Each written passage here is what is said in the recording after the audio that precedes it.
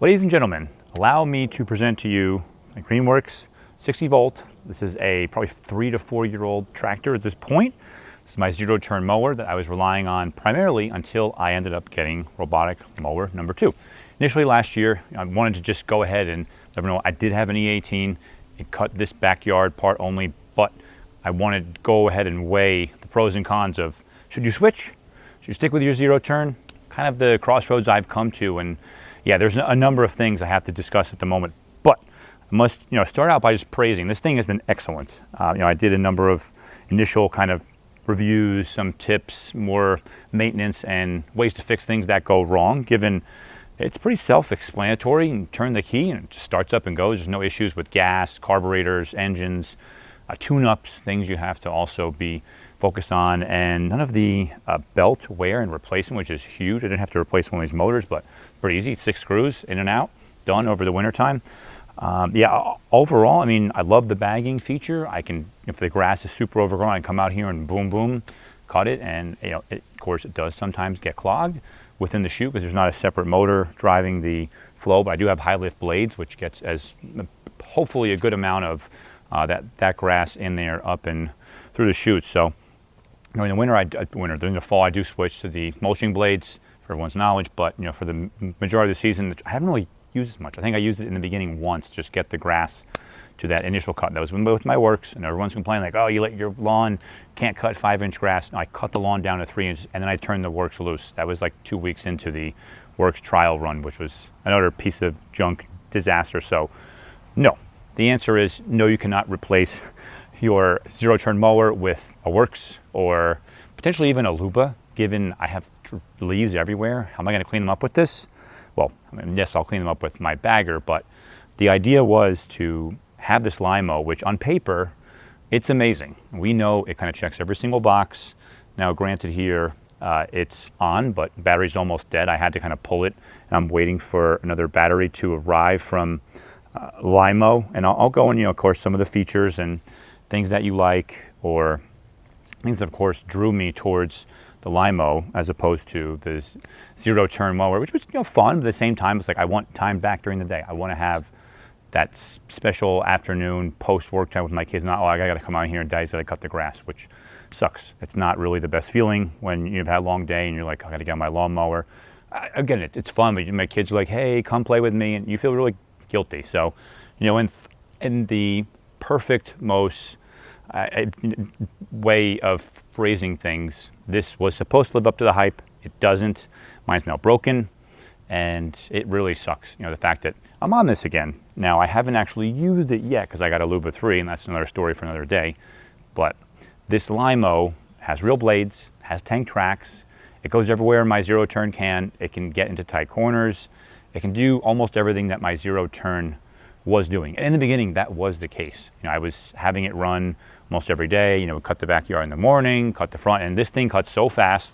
The blades are so efficient, and I'm just looking through some of the wear and tear on the tracks themselves. I mean, I was really in awe of the capabilities themselves with this mower. I mean, it answered the calling until I started having issues with the charging dock, and then the charging dock again, the battery, and you name it. Charging became the biggest issue, other than fussing with the RFTK for about a month to reposition it, remap. And I have another video where I posted all my concerns and kind of watch outs for those who may be in the market for a Lymow One Plus. Don't do it.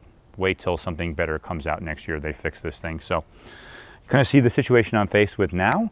I have this white cover. I want to call it something that's supposed to act like a chimney effect, kind of sucking the air in and running it over the super hot engine, which, as we know, all overheats. I love to test it, but can't until my new battery arrives. I just unplugged this when I saw it wasn't charging, just pulled it, and I've just kind of kept it at a certain state of charge so I could, in fact, do this movie without having to drive the 80-pound mower through my yard anyways. So I'm kind of get where I'm going with this. In the early phases, thrilled. It can mulch, you can drive up hills, it can cut over this really rocky area. I call it the Rocky Ravine, and the other part of my yard. I mean, it can do everything. I was like, wow, this thing is the real deal. And I was hyping it up, and you know, hey, everyone should take a look at it. Then slowly, you know, my comments, my sentiments started to turn sour. As most of you, once we kind of hit that overheating point, we're like, what's going on? You know, they probably know about this from people in Florida down in March, April, yet to address it, come out and really acknowledge the fact that this is an issue, and there just isn't any way that this was going to be fixed in the near term. I doubt it's going to be addressed until the off season. They'll probably have like, oh, Lymow 3, upgrade your One Plus, it won't overheat. Because they have to issue some type of a cover that will allow this to breathe. And I know people have been experimenting DIY. I don't have a 3D printer at the moment that I can use. And frankly, you need a pretty big 3D printer to print something of this size out. I mean, at 24 inches. It's not small. So that's kind of the situation we are faced. But ultimately, if I didn't have the money to go and spring for a Luba 3, that of course got a good deal on Prime Day, bought that with my own money, not sponsored. None of this equipment was paid for by anybody but myself. So this, of course, making that disclaimer that I call out that I'm not one of the influencers that are going to lie to you, tell you this mower is the best thing since sliced bread, and oh, it runs magically. Oh, just have it cut in the afternoon and when the sun comes down. It's like, that's what we're faced with. Like today, it's not too bad. It's about 82. In theory, I probably could run this during the peak of the day. Maybe it'll overheat and stop cutting or whatever, but you know, it's pretty frustrating that you kind of have to babysit and see, like, oh, is it too hot? You know, because this whole week it's been 90 plus. It's just not going to cut. It's going to just sit there and do nothing. We're semi-lube out. You know, you've got rainstorms, thunderstorms, severe heat, 95 to 100 degrees. Does its job, comes back, charges, doesn't bother me.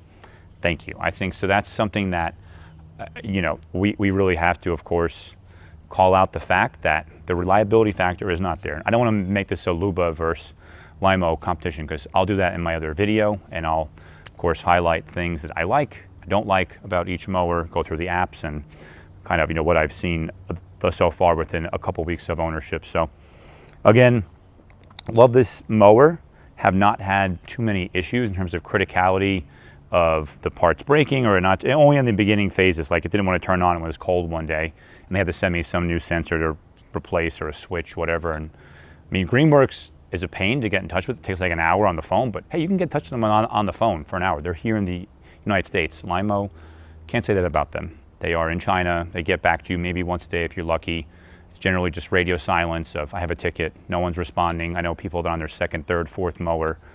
It's really disappointing. And the fact that, you know, they haven't come out up front and said, we're developing this solution for the cooling deck. We know it is an issue. Like, we apologize. Hey, we're going to give you type of a credit, or, you know, we want to make sure you're a loyal customers. I flat out told them, I was like, I'm making a video. This doesn't work, and I'm going to come out and, you know, give the honest truth to the YouTube, Reddit, and Facebook communities, which have been a great, real place for not only fact finding, but just testing theories you may have, or, oh, I've got this one thing I want to check out. Okay, yeah, there's this one. People have had the same issues before. And that's the thing. It's like, you're not the only one. Don't be scared to reach out or to see if others are in the same boat as you, because that's what it sounded like. I don't want to make it feel like I'm crazy, like, oh, this thing is not working as it should, or I should just accept the fact that it's a piece of junk and doesn't do what it should. So, all right, so take a deep breath. I won't go through the app and kind of all the settings, but, you know, it cuts up to 3.3 feet per second. However, you need to have your grass pretty dry, and you know, in that same, whether it's like high summer period where it's not going to overheat, meaning, yeah, during the day, maybe send it out for a very quick pass, but I would advise closer to that 2 feet per second cut range. You know, it goes anywhere from 1 inch to 4 inches. And one thing I really do like about this is the cutting on the front.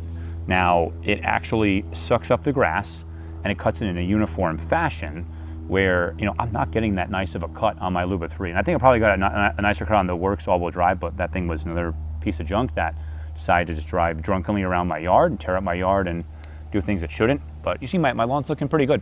This has been with the Luba 3 maintaining it, and I even used the pattern feature last week. So I let the grass grow much taller over there, and you see I kind of stopped where the last, I actually had to send it back, or I forgot what was happening, but see where the yard looks a bit different. You know, it has some nice stripes. It's pretty uniform. I can get a good close above the grass, but the Lymow does a better job when it cuts. I have to say that without a doubt. It cuts faster because those blades are going on 5,000-6,000 RPMs. So I mean, it's flying along. It does a really nice job. So that was where, with the Eufy was getting a taste of, okay, could I handle this? It took 3 days, almost 4 days to cut my backyard because it only cut from like sun up to sundown. And of course, it's pretty slow. Had only, I have like 6 razor blades. I may have modified it a bit, put some extra long blades on, but in theory, it should have done better, but it wasn't up to the hype that it was built to be. It can cover 1/3 of an acre. No, it can't. That's complete nonsense. I know I'm getting off topic a bit, but this, I do hope during the fall, when it's charging correctly and it goes back to the dock. I've got most of the navigation issues, although periodically it still does out of bounds, navigation internal error, just randomly. And that's where you can't leave this at home. So making a point of not being able to leave home is a real concern. Like I can leave my Luba, I don't have to worry about it. It doesn't get stuck on the curb or into an area where I can't drive it out, because the Luba, I can always, it doesn't usually go out of its zone. If I define like a virtual boundary, it's not going to go outside there. Where this thing ends up there, then it's like, oh, how'd I get there? Help me out. Come manually intervene, which is not what I will be able to do when I'm traveling for work, down the beach, wherever. But that's the one hesitation on. This is not a set it and forget it. You have a maintenance property or some rental property, you're like, hey, let this maintain. No, I know some people do that, but I would really hesitate and steer you in the direction of a Luba 3 or something else that's more reliable. Again, I only had limited experience with the Luba 3, but I would definitely suggest that one over this or any of the Works models that I tried out.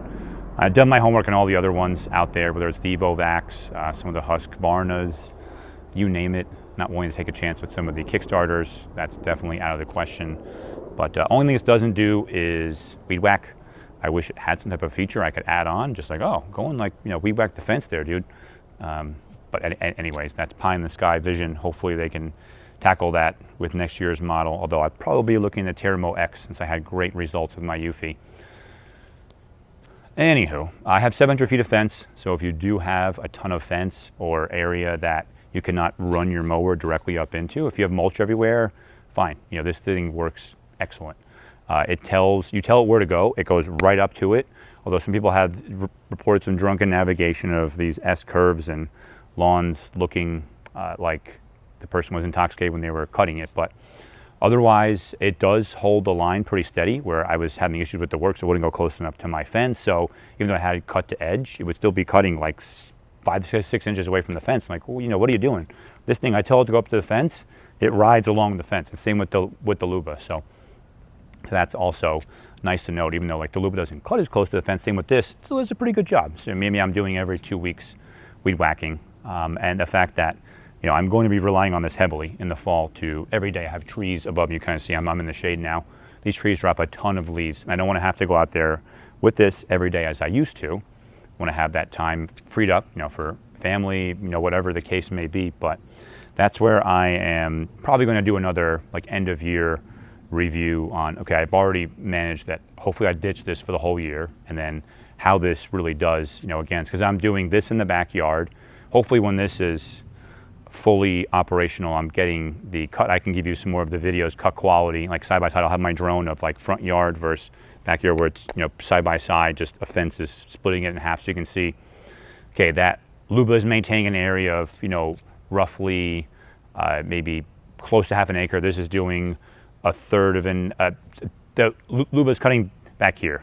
Apologize, I had to kind of rearrange its schedules and where it cuts based on the fact that this thing's been dead for almost 2 weeks now. So that Luba is on overdrive, cuts morning, noon, night, goes out and just does its thing, comes back, charges. So that's something that I wanted to, of course, highlight and really the attention. I mean, this thing is fantastic in the fact that it is able to not only adapt the fact if you have like 2, 3, however many acres. I know some people have more. I have just about 1 acre from the entirety, outside of fence, inside, front, left, right side, whatever. But this thing can tackle whatever. I never have any issues with the capacity or its claims. However, I have the 10 amp charger. It charges pretty quickly. It's just always the charging is what it came down to. It's like you have to constantly monitor it. Oh no, I wake up oh, it stopped charging. And it's like, sometimes it's a matter of pressing the dock button. Like, go back to the dock and figure it out. Even though it's on the dock, it may have like suddenly some electrical gremlin got and just refused to charge. It backs up, and then 5 seconds later, it was already on the charger, just backed up and went back on it, and it's charging again. I can't explain it. It's just very poorly made from an electrical technology standpoint. Otherwise, like, the hardware is great. No issues with the blades, well, minus the overheating issue, but tracks, you know, it does as it's supposed to. And I was hesitant to buy this last year, and I didn't. I was going to wait and like, all right, let's see what happens. Maybe the One Plus was really supposed to fix all the shortcomings of the One. I was like, oh, this thing is the best thing since sliced bread, but kind of see where I'm at with state of affairs. So again, I don't know if I truly made a mistake, given I still have this. I haven't sold it, then that would be a problem. If I had sold this and like, oh, let me recoup some cost of buying this, which is almost closing. These are probably, I think, $5,000. I got this for $4,000 when it came out originally, and I picked up some other batteries along the way because I have other Greenworks products that I use them in, whether it's a snow blower, you know, leaf blower, chainsaw, you name it. So that's made life easier. I can just switch out the batteries and go. Where sometimes, hey, if I'm cutting leaves, brush, or just heavy, thick grass, the batteries go really quickly. So, but yeah, overall, I mean, it's been a fun experience, a very exhausting experience, a lot of headaches along the way, a lot of babysitting, not really what I signed up for. And I was, you know, sometimes I'm going out there at night to check on it, fix them, checking the app constantly. There's just so many things that it doesn't do. I don't want to go into all the bugs of the app and what I'd like better. I'll do that when I compare my Luba and the Lymow. But for now, in summary of all the findings and what I have mentioned to you today, I do believe I've made the right choice. You know, the technology is heading in this direction. Given this has only been out of commission for a week and a half, 2 weeks. Hopefully the battery arrives the end of this week, and you know, I can put it to use and, you know, see what it's supposedly fixed. And they continue to release firmware. It's addressed it partly, but we're still waiting for that one piece that would be bolted onto the top of this to address the overheating concerns. So that's about what I have for now. I'll do another video again, kind of comparing the Lymow and the Luba for some of my next work. But you know, thanks again, guys, for staying tuned. Appreciate all the comments, concerns. If you have any questions about this Greenworks, you know, highly recommend the fact that it truly is a capable machine. And something else, if you have the time and the money, if you want something else to kind of clean up your lawn every so often, or hey, you know, this isn't working and you need a substitute, I went for the Luba 3 because I just didn't feel like, you know, cutting those parts of my lawn, because this thing, again, didn't even mention some of the issues, given it's like 500 plus pounds, but it can cut at night. It can cut, you know, in the evening. It can cut on slopes. It can cut hills. It's not as heavy as my gas one, so it wouldn't tear up my grass as much, but still you have to worry about that. And that's ultimately why I went in the direction of the Lymow One Plus. I wanted my lawn to be as pristine as possible, given this is 75 pounds, suppose something that's 500 pounds going over areas. Now the problem is, if you have it cut repeatedly the same day, I mean, you're ultimately going to develop paths on your lawn that are tracks. You're like, ugh, I could do a better job with my mower if I'm mowing once a week. So probably want to limit the cuttings to 2 to 3 times a week. So that's kind of where I'm you know, headed with this one. And I'll have to continue to make some more adjustments, but I do believe in theory that right direction. Hoping, I mean, Lymow, not much promise from their customer service department, which is pretty much crickets at this point. But you know, here we are today, the end of July, doing this video, sharing my experiences. That I do miss this at some times, but this gives just as great a cut quality when it cuts, keyword there. And you know, it's fun. It's fun to watch, fun to have conversations, learn, educate, and I know there's a number of other individuals out there that feel the same way. You know, this thing is so much fun. So thanks again for watching, guys. I'm out.